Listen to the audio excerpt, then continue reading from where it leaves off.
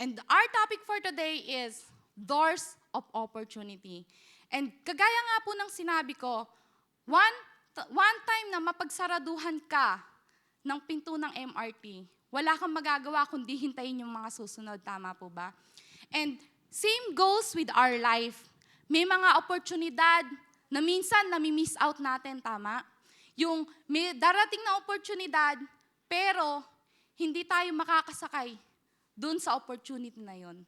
Mapagkakaiwanan tayo. And that's the reality of life. Na hindi lahat masasakyan natin. Na hindi lahat makukuha natin. But, the question is, what will you do when God says no to the something you really want? Ano po'y gagawin nyo? Ano yung mararamdaman nyo? And sometimes, we feel disappointed. Tama po ba? Sobrang disappointed natin na minsan may gustong-gusto kang bagay. Like for example, nag-a-apply ka ng panibagong employer. Gusto mo 900 yung sweldo eh. Aray. Hindi nga masyadong mataas. So, parang sa pakiramdam natin, you feel disappointed, di ba? Parang sa pakiramdam natin, deserve ko naman yun eh. Bakit hindi ko nakuha? Tama? Ang sakit sa pakiramdam. Kasi, we are just human. And that, your emotion is valid. Okay lang yan. Okay lang na maramdaman mo, maging disappointed ka.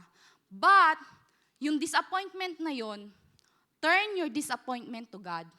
Ibigay mo sa Diyos. Huwag sa sarili mong kakayahan. Huwag mo sa sarili mong kalooban. And,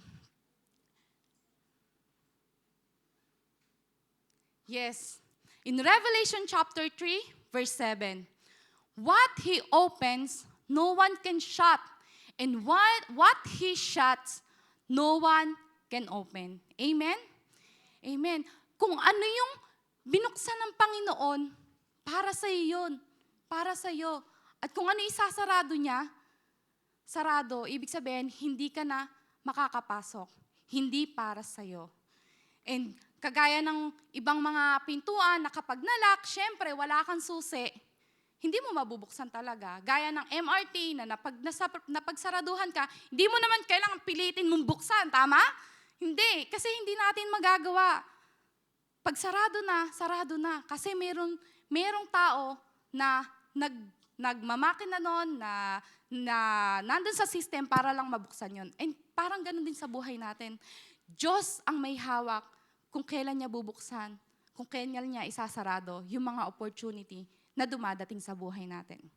Amen po? And yes, the door is closed for a reason. May dahilan ang lahat ng bagay. God wants you to walk up the hole because He has a better and bigger door for you. Yan po yung lagi nating iisipin, na nasarado ang pintuan, dahil ang Diyos, merong ibibigay sa'yo na mas magandang oportunidad. And yes, I have, pintuan. Pintuan, tama. Mukha namang pintuan, tama ba? sa isang bahay, tulad na to, sa place lang na to, wag na tayong lumayo. Ilan yung nakikita yung pinto? 2, tama? And minsan, dun lang tayo sa main door nagpo-focus. Kapag sa umpisa ng worship, at hindi ka nakapasok, sarado na yung pinto, hindi ka na makakapasok, tama ba? Kasi andun yung main focus natin. Minsan may mga bagay na hindi na natin nakukuha, kasi dun tayo nakafocus eh. Yun yung gusto natin, pero hindi natin nakuha, dun tayo nag-focus, andun yung disappointment natin. Pero, gaya ng place na to, hindi lang isa, hindi lang 2 yung pintuan. Marami. Yung main door, pangalawang pintuan, may pintuan papunta sa taas, sa loft, may pintuan yung cry room.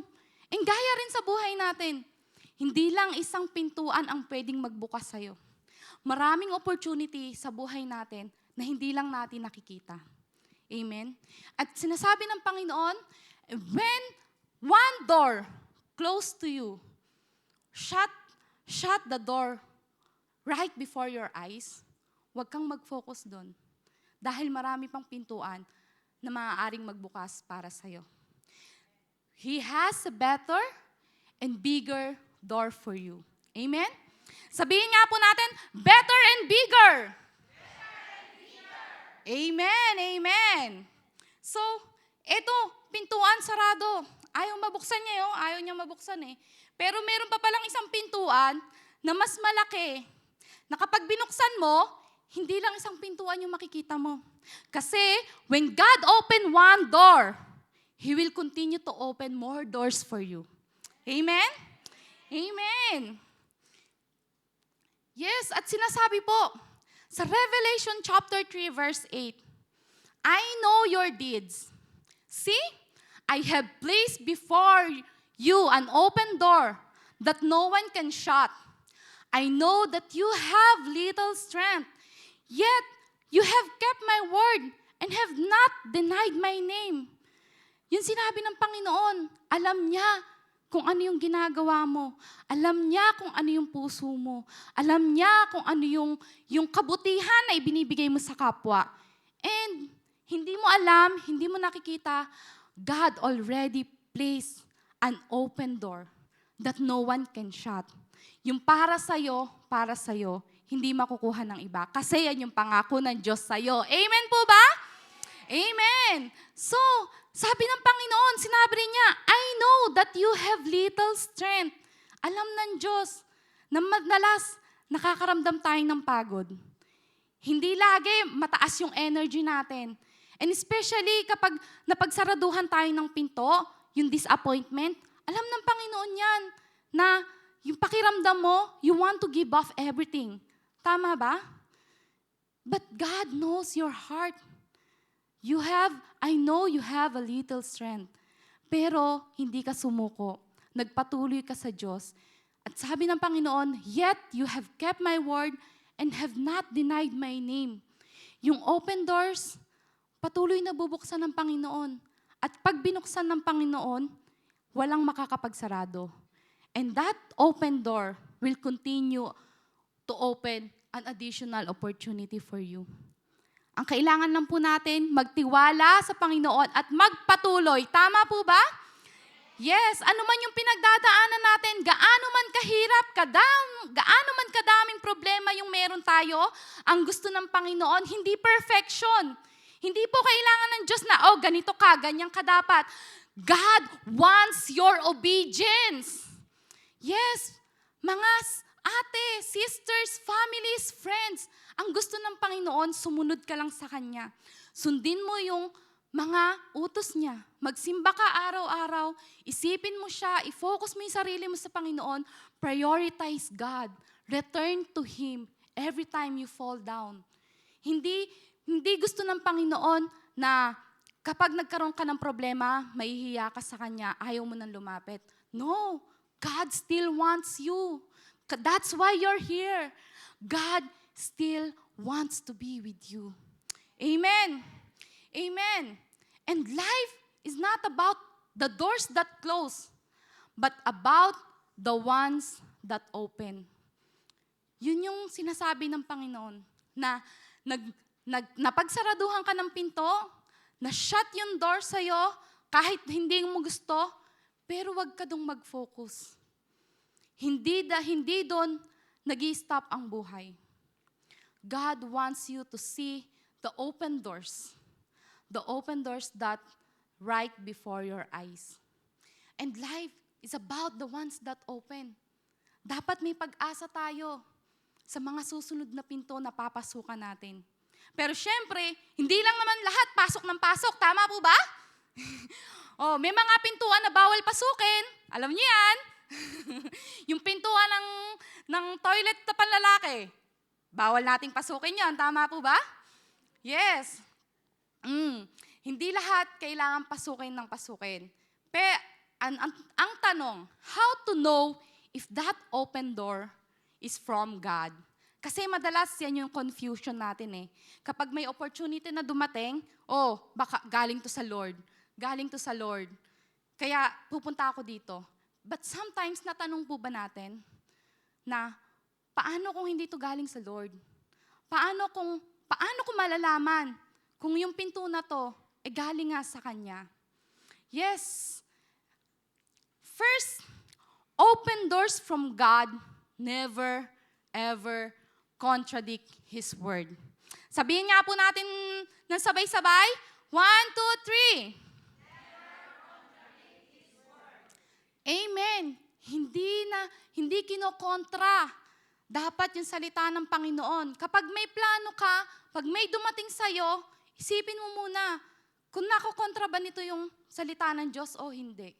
Yes, God will not lead you toward an opportunity that contradicts what He is clearly says in His Word. Sabi nga po sa James chapter 1, verse 13 to 14, basahin nga po natin ng sabay-sabay. When tempted, no one should say, God is tempting me, for God cannot be tempted by evil, nor does He tempt anyone. But each person is tempted when they are dragged away by their own evil desire and entice. Amen! Yung po'y sinasabi ng Panginoon na hindi dapat kinokontradict yung salita niya. Minsan nasasabi natin God, wag mo pong ibigay sa akin to. Wag mo po akong ilapit sa temptasyon. Napakasimpleng halimbawa, 4D. Nadaan ka sa 4D. Lord, don't tempt me. God is tempting me. Wait, tataya ako, baka manalo ko. Amen? But God says, do not touch unclean things.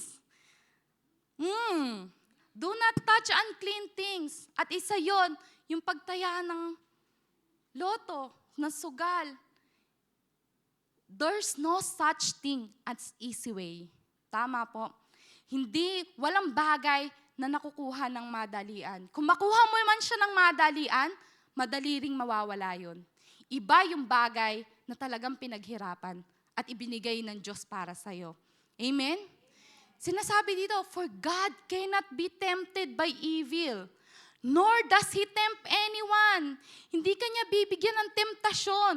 Oo, maraming temptasyon dito sa mundo. Pero ang sinasabi ng Panginoon, when you are rooted with God, alam mo yung mga salita niya, when you trust Him, paninindigan mo kung ano yung sinasabi niya. Paninindigan mo kung ano yung mga salita niya, and makikita mo yon sa Bible. Amen? Yung salita niya.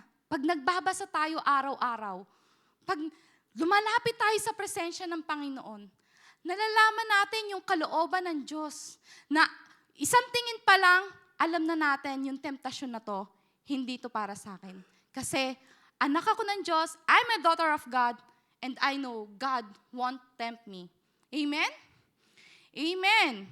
And not all good opportunities are God opportunities. Amen po? Yan, yung sinasabi ng Panginoon sa atin, na hindi lahat ng magandang oportunidad galing sa Panginoon.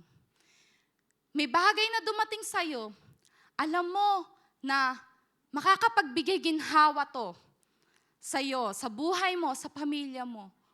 But, ito yung sinasabi ng Diyos. Paano mong malalaman na yun para sa Diyos? Kung kukunin mo yung opportunity na yun, pero malalayo ka sa Panginoon, ibig sabihin nun, that's not from God. That opportunity is not from God. Kasi hindi lahat ng magagandang halimbawa, ng magagandang oportunidad, ay galing sa Panginoon. Minsan nga yung mga bagay na nagtatago sa pangit na halimbawa, yun pa yung dapat mong subukan. Doon pa yung dapat mong puntahang pintuan. Kasi doon mo makikita yung mga plano ng Diyos sa'yo. As you go deeper to God, that's when you realize how good and faithful He is. Amen? Amen. And yes, God will not open door that would require personal compromise or disobedience in order for you to enter. Hindi ka bibigyan ng Panginoon ng bukas na pintuan kung magiging hiwalay ka sa Kanya. What is your purpose of life? Our purpose of our life here is to know God, is to be with God, to be His presence with God. Amen? Tingnan niyo yung mga tao na malayo sa Panginoon. Di ba? Ang gulo-gulo ng buhay nila, ang hirap ng sitwasyon. Yes, lahat tayo may problema. Yes, lahat tayo nakakaramdam ng pagod, ng problema, ng hindi magagandang nangyayari sa buhay natin. Pero, ang laki ng pagkakaiba nung nandun ka sa presensya ng Panginoon at yung hiwalay ka sa Diyos. Tama po ba? Amen. Tingnan yung mga nandito sa presensya ng Panginoon. Blooming. Amen? Yes. Kasi kahit na may problema tayo, kahit na may mga isipin tayo, alam natin na tutulungan tayo ng Panginoon. That God will provide for us. Amen? Yes, because we know that you are loved by God. Amen? Pero yung mga tao na wala sa presensya ng Panginoon, parang pinagbagsakan ng langit at lupa. Amen? Tama, di ba? Parang daladala na nila yung buong mundo. Yes, pasa ng daigdig, sabi nga nila. And yes, you are blessed that you are here today. Amen? Pakisabi nga po sa katabi mo, you are blessed. Amen, amen. Praise God. And yes, second, how to know that that open door is from God? Second is accompanied by confirmation. First is never contradict His word. And second, accompanied by confirmation. Halimbawa, may desisyon ka, may pinaplano ka, or meron kang gustong buksan na pintuan na para sa yung opportunity. Pangalawa is dapat accompanied by confirmation. Sinasabi po sa Matthew chapter 18, verse 15 to 16, basahin nga po natin ng sabay-sabay. If your brother or sister sins, go and point out their fault, just between the two of you. If they listen to you, you have won them over. But if they will not listen, take one or two others along, so that every matter will be established by the testimony of 2 or 3 witnesses. Amen. Gaya ng salita na to, na kapag nagkasala ang isa, kailangan ask for forgiveness ng isa. At kapag hindi nakinig yung pinagsabihan mo, kumuha ka pa ng isang kasama mo, magsabi kayo sa kanya. Pag hindi pa rin siya nakinig, magsama ka pa ulit ng isa pa. Ganon din po sa opportunity na dumadating sa buhay natin. Sa mga desisyon na kailangang ibigay natin sa Diyos, sa mga plano natin sa buhay. Hindi na basta-basta lang sugod lang tayo ng sugod. Amen? Kailangan ipag-pray natin ng lubusan. And sometimes, makakatanggap tayo ng confirmation eh. Amen? When you pray to God, yung mga pinagdadasal mo, yung mga bagay na talagang gusto ng puso mo, God will answer you. Sino yung nakaranas dito? Yes. Amen. Tama? Yes, because God is alive. He will answer you by His word. For example, nagbabasa ka ng Bible. When you have something in your heart, mababasa mo sa Bible, oh, Lord, para sa akin nga po ito. Amen? When your friend give you godly advice, na kahit wala kang salita, alam niya kung ano yung pinagdadaanan mo. And that's a confirmation. Confirmation with a godly person, ha? Hindi yung confirmation lang na sa tabi-tabi. O sige na, tumaya ka na ng 4D, mananalo ka. O alam naman natin yon na hindi godly advice yon, ha? Yes. Dapat alam natin, we know how to discern good and bad. Amen? Yes, so that we will know the will of the Lord for us. Amen? At sinasabi rin sa 1 John chapter 5, verse 14 to 15, this is the confidence we have in approaching God, that if we ask anything according to His will, He hears us.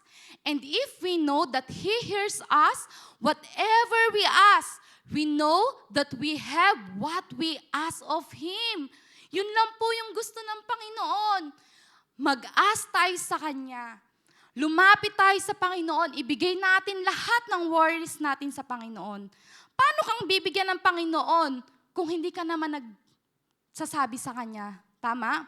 Ako, paano kitang mabibigyan ng panyo kung hindi mo naman sinasabi sa akin na kailangan mo ng panyo? Tama ba? And God is like that. Paano kanya bibigyan kung hindi ka nagsasabi? Kahit na alam ng Panginoon yung nasa puso mo, iba yung binibigkas ng bibig natin. Amen po? And yes, God knows your heart. God hears your prayer. At anuman yung hilingin mo sa Kanya, pray without ceasing, pagbibigyan ng Panginoon. Hindi ka pa man nagsisimula, hindi maikli ang kamay ng Diyos upang abutin ka at ng pamilya mo. Amen? Amen. And yun nga, God will confirm or establish a matter by 2 or 3 witnesses, whether they be verses from the Word of God, advice from pastor, godly friend, or even a sermon, or yung makikita mo lang sa FB wall mo na godly words. And makokonect siya sa kung ano yung pinagdadaanan mo. Amen? Through prayer, discernment, and godly counsel, you should be able to tell if that open door and its confirmations are truly coming from God. Amen? Prayer without ceasing. Pray without ceasing. Every day, when you wake up, pray. When you have something to do, kahit nagmamap ka, pray. Pag mabigat yung dibdib mo, pray. Kapag masaya ka, pray. Yung simpleng, Lord, thank you. Lord, help me. Alam na ng Diyos kung ano yung ibig sabihin nun. And that discernment, God give us the gift of discernment. Lahat tayo, binigyan ng Diyos ng wisdom para ma-differentiate natin ang good and bad. Ma-differentiate natin yung evil works from good works. And godly counsel. Our friends here, may sino dito may mga godly counsel na kaibigan? Parang ang hirap magtaas ng kamay Yung mga kaibigan na Word of God ang pag-uusapan, hindi yung buhay ng iba. Ouch! Amen? Yun. Yung mga encouragement, yung lumalabas sa bibig natin. Yes, I encourage everyone na instead na magsabi tayo ng kapangitan ng kapwa natin, let us all encourage one another. Let us all lift one another. Amen? Amen. Hindi yung nandito tayo as one family. Nandito tayo para maghilahan pataas. Hindi mapunta sa baba lalo. Amen? We are here because here is our home away from home. Amen? Amen. And our home is always have an open door for each and everyone. Laging bukas ang pintuan ng church para pumunta tayo linggo-linggo. Amen? Amen. Laging bukas ang puso ni Pastor para pakinggan yung mga hinaing natin sa JJ. Amen. Amen? Tama. Amen. And yes, yan yung gusto ng Panginoon na makita sa atin. Be united in His presence. Amen? Amen. And third, open doors from God requires you to depend on Him. Tama. Kasi sinasabi po sa Zechariah chapter 4 verse 6, sabay nga po nating basahin lahat. 1, 2, 3.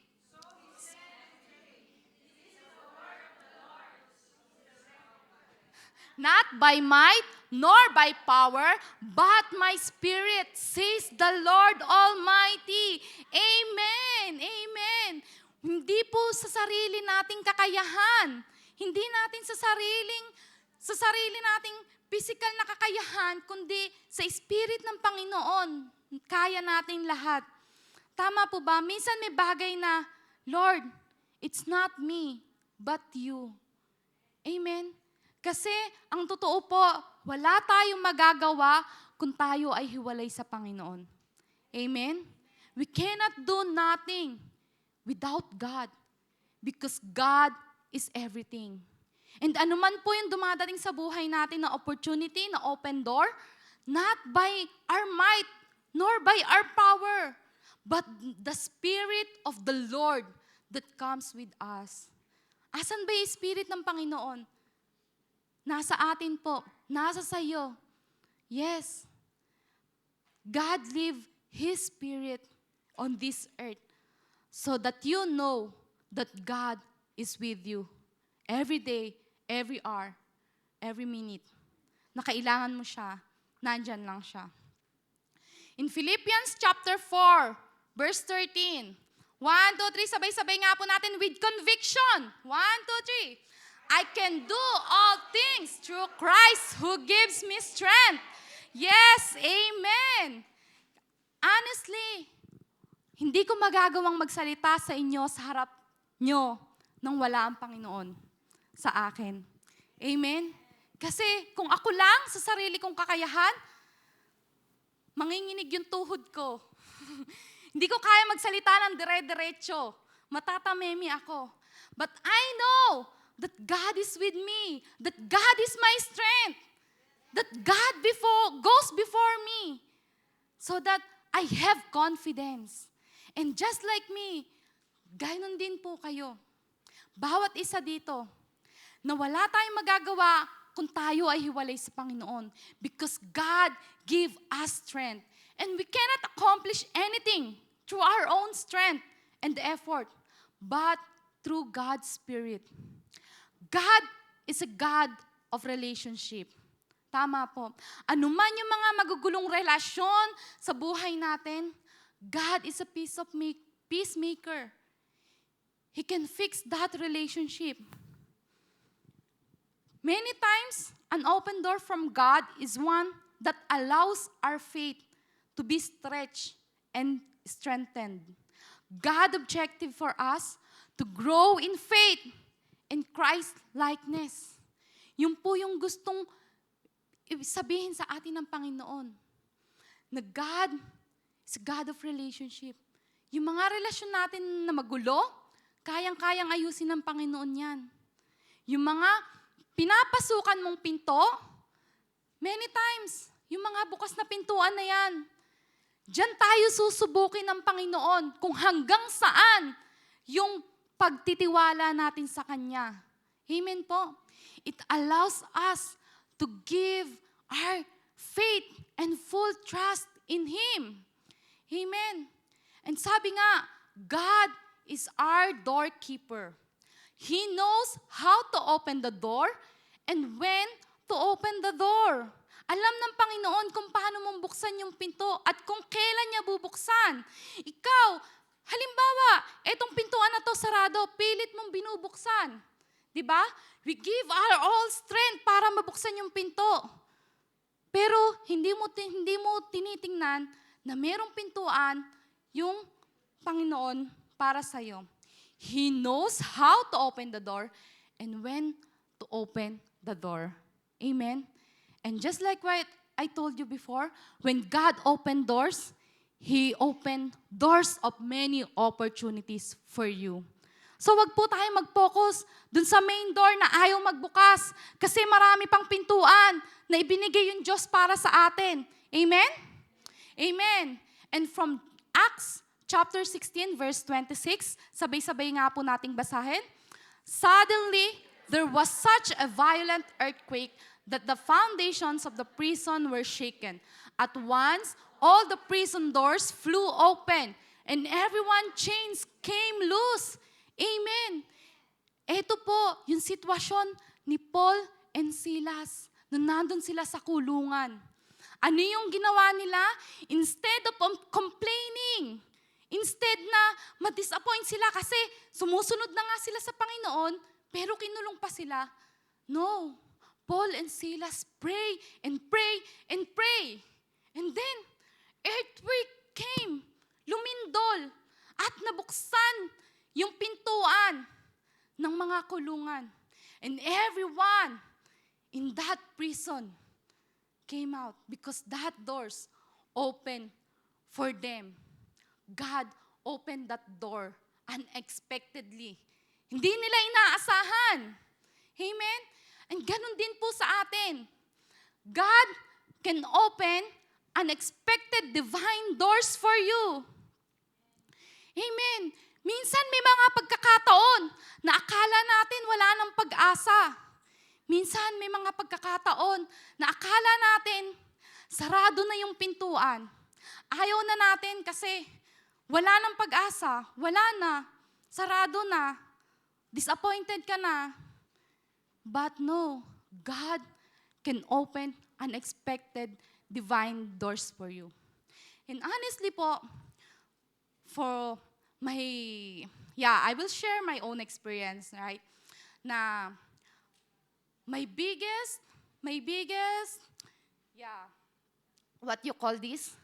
Na parang my biggest disappointment in my life was I wasn't able to graduate college. Yes, I didn't college graduate. Hanggang 3rd year lang po. Meaning, 1 year na lang, matatapos na ako. And yes, after that, parang sobrang disappointed ako. Sobrang nasaktan ako kasi 1 year na lang eh. Bakit hindi pa pinagpatuloy ng mga magulang ko? Bakit hindi pa pinaglaban? Kasi I'm at 16 age, parang wala lang, sige, nag-stop ako, okay, that's fine.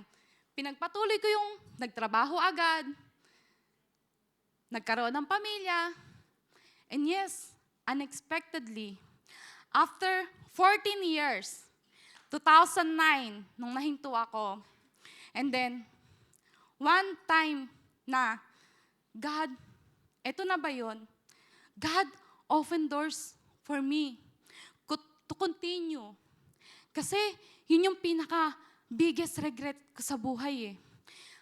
Lord, kaya pala hindi ko nakuha tong trabaho na to because you have a bigger and better plan for me. Yes, alam naman po siguro natin na nabigyan ako ng offer ng isang trabaho. Na yung offer na to, Lord, alam ko gaganda yung buhay ko. Maayos kasi merong sweldo, malaki sweldo. And at the same time, it's work from home. Kahit na gustong-gusto ko yung trabaho na yon, even though I really want that job, God shut the door from me. God didn't give me that job. I grieved. I cried. I shut my door close to everyone. But after I cried, okay, Lord, I accept that this is not for me. And then, last year, I was expecting that I will go home for good. Handa na yung sarili ko eh. Lord, okay, sige po, para maayos yung pamilya ko. Uwi na po ako for good. But circumstances came na hindi ka pa pwedeng umuwi. May dapat ka pang gawin. Masakit na hindi mo makasama yung pamilya mo. Tama po ba? But God has something for you. Okay, iyak na naman tayo. Kasi hindi makakauwi eh. Di ba? Ganun naman tayo pag di nakakauwi, ang sakit sa dibdib. Okay, Lord, I accept. This door is closed for a reason. Yun lang lagi kasi I have trust and faith in God na gagawin niya yung pinangako niya. God promised an abundant life for each and every one. And recently, God opened an unexpected door for me. Yes, amen. Praise God. Na matatapos ko, na binigyan ako ng pagkakataon ng Panginoon na buksan yung pintuan to enter an open door that will take me to where He is. And yes, alam ko na mahirap. Pag pumasok ako dito, hindi sigurado. Pag pinasukan ko yung open door na to, hindi ko alam kung makakaya ko. But what? You know what? What's the promise of God? God is with me. God will walk together with me. Amen? Kahit mahirap, kahit hindi ka sigurado, kahit hindi mo alam kung paano ka mag-uumpisa, but when God promised you, He will give it to you. Imagine, 14 years, I give up already. But one day, God opened unexpected door for me. Amen? And kung paano ginawa sa akin ng Panginoon, alam ko po, nagagawin din ng Panginoon sa iyo at sa pamilya mo, sa buhay mo. Amen? Amen.